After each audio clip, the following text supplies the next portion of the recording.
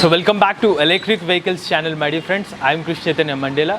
Today we have a special guest with us, an Indian film director and also national award winner for the film Mahanati. He is none other than Mr.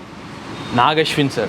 Sir, hello sir. Hi, how are you? So firstly, thanks for giving this wonderful opportunity to interview. Thanks for calling me. Sir, my first question to you, what made you to motivate to shoot for an electric vehicle? I think it's just general environmental sort of interest or concern. And I think second was obviously because electric vehicles are faster. That is the main reason. And I came to know that you are using Mahindra E2O Plus electric car for the last 4 years. Yeah, almost 4.5 years, yeah. Okay. So what do you say about this car? I like the car. I like the car because it's fast, it is easy to park anywhere and small, it can go in any traffic situations. So for a city, that's all I need. So perfect for me. So do you think that 110 kilometers of range is sufficient for you? Yeah, meaning so far I never felt the problem. Like the longest I have to go in the city is maybe Ramoji Film City, so that also is fine. So no problem. Yeah. Okay, what about the speed? You said you are okay with the speed, but it can go up to 88 km per hour top speed. Yeah, 85 it stops, like they limited the car at 85, but 85 is fast enough for that size of a car. Like beyond that is not stable also. Okay, so have you observed any range difference if you while driving singles and driving with a family? Yeah, I mean when they're all 4 people or 5 people in the car and you're going fast, obviously the range is different compared to if it's only me and I'm going in traffic slowly. Yeah. Okay, and what is the previous vehicle?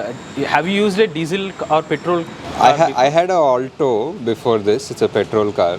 That's also a small car, so I'm used to small cars, I think. Yeah. So recently you have hit 25,000 kilometers in the E2O Plus. Yeah, not recently actually. This whole pandemic we didn't drive much, so it's almost a long time. But yeah, this year we didn't travel much. Okay, in the 25,000 kilometers of journey, yeah, what are the positives and negatives you have observed in this E2O Plus electric car? I like the car, like it's enough for all my regular city needs and all that. So the positives are the same. It's just the pickup. The pickup is enough for any city situation.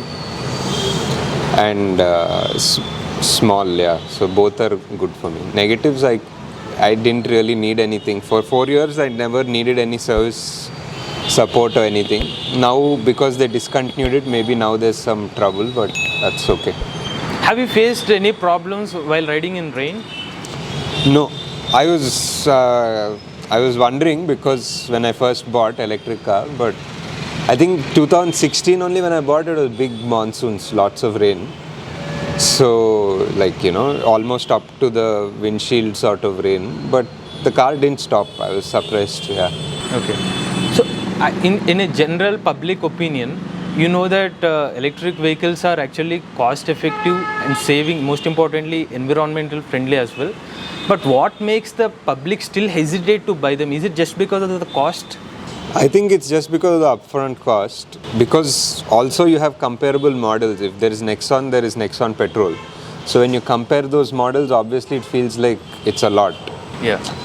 Maybe if you don't have the same models, people might not compare so much. But yeah, it's definitely cost. There's no other doubt about it. But I think the cost sort of benefit is coming down because petrol is already 100 rupees and other companies are coming up with leasing options and whatever. So, at the end of the day, if you're owning this car, if you own an electric car for 3 years, it makes, and if you just travel 10-20,000 a year also, you'll make up that money. So in the current market, if you want to buy another car for you, what is the electric car it will be? My wife has a MG ZSEV.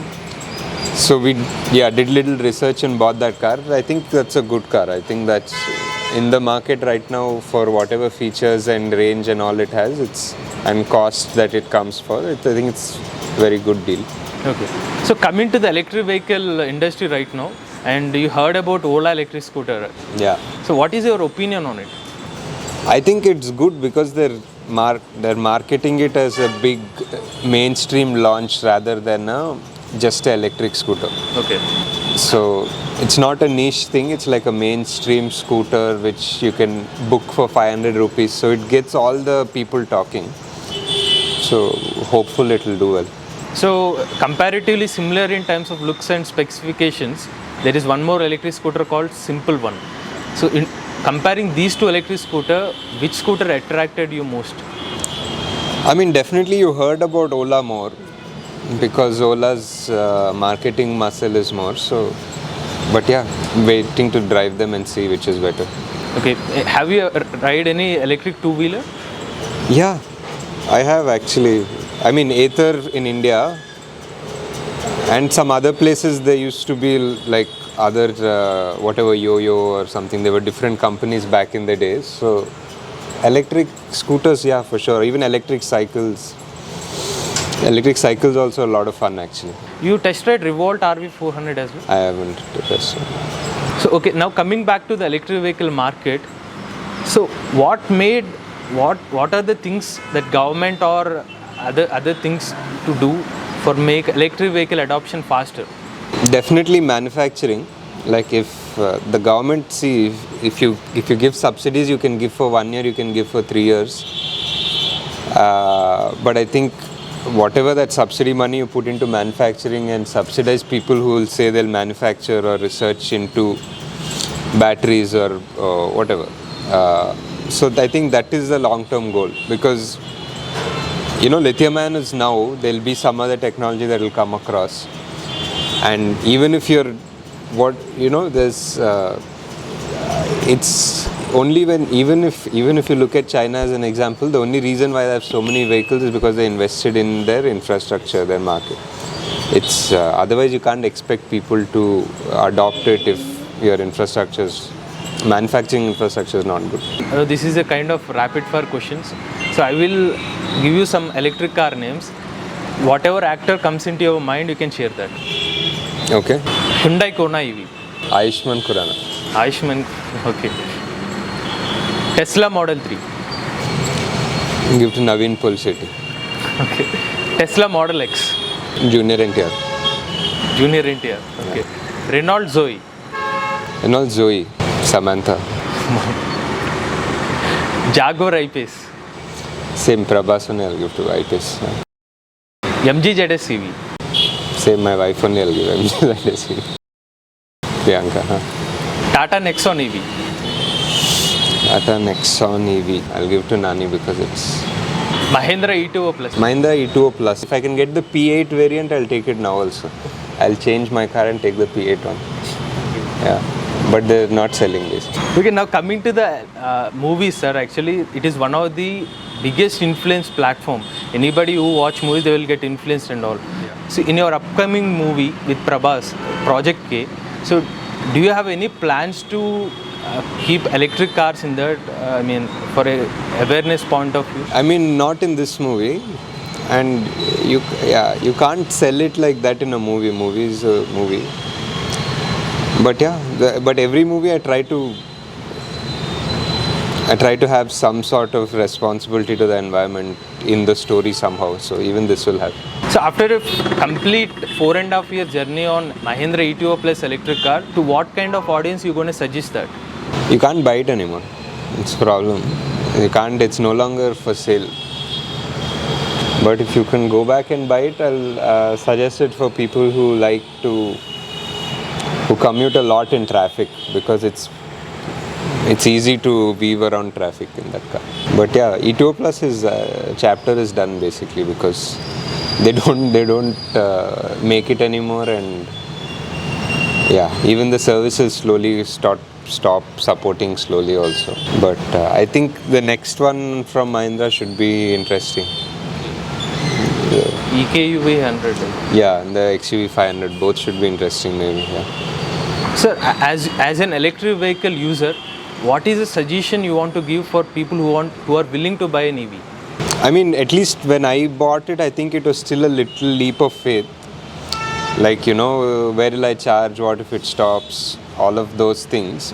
But I think right now it's no longer such a leap of faith. I think just on Already paper, proven technology. yeah, proven on paper. You just need to do little multiplication, and it makes sense economically. It makes sense environmentally. Hyderabad has so many public chargers. Like if you just those 2-3 apps you download, they're like easily 50 in Hyderabad itself, inside the city. So even if you live in an apartment, I don't have charging facilities. One general concern you hear, which also I think apartments should start stop being difficult, basically, apartment communities. But even if that is, I think everywhere within a 5-kilometer radius you have a fast charger in Hyderabad almost. So I think that's great. So even you're using solar power for your power backup. Yeah. So will you going to suggest the solar panels for everyone who are doing? Whoever has a roof, I think they should.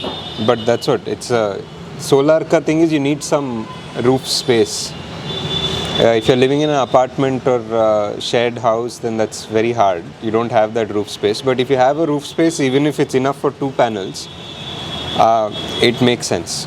Yeah.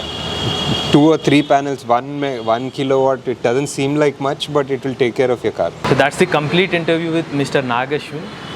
Hope he clarified all your doubts about electric vehicles. For genuine information, subscribe to Electric Vehicles YouTube channel. Go green, go electric.